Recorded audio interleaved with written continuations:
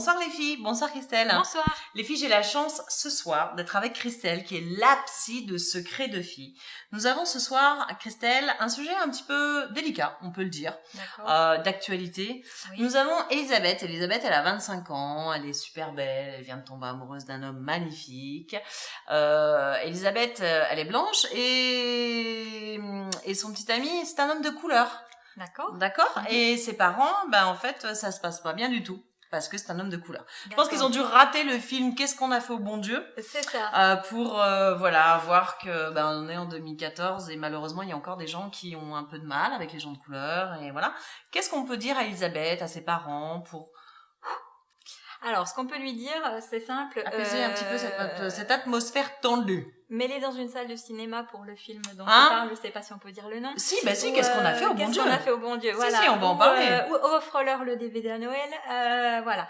Non, pour reprendre ce sujet qui est très sérieux et effectivement que je pense qu'Elisabeth en souffre énormément, tu ne pourras pas forcément changer les choses, il faut que tu prennes un maximum de recul et de distance par rapport à ça pour pouvoir vivre ton bonheur, parce que clairement, si c'est l'homme de ta vie, ne laisse pas tes parents s'immiscer dans votre couple. Je te coupe 2 secondes, mais même si ça ne l'est pas, parce qu'on ne sait pas ce qui peut se passer. Ah bien sûr, mais en tout cas, là, il faut qu'il te laisse la chance elle est très amoureuse, voilà. Donc il faut que ses parents lui laissent la chance de vivre cette histoire. Bien entendu, voilà. Bien entendu.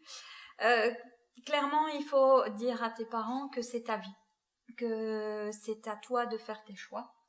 Et puis faire en sorte surtout peut-être d'apaiser un peu les choses et de mettre de la distance, non pas géographique entre tes parents et toi, mais dans ton ressenti. C'est-à-dire qu'il ne faut pas, dans leurs paroles, que tu les perçoives comme blessantes.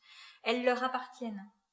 Ils ont le droit d'avoir un avis sur la question. Exactement. Mais il faut pas que toi, tu te sentes jugée, c'est ça ? C'est ça. D'accord. C'est ça. Et de toute façon, s'ils ont décidé qu'ils n'étaient pas d'accord avec toi, ils te le diront, clairement. Donc après, à toi de faire la part des choses et de faire en sorte d'arrondir les angles, je dirais, pour que les choses se passent le mieux possible. Et qui sait, peut-être que en ayant ce respect-là, cette façon apaisée de prendre les choses, petit à petit, ils reverront leur jugement.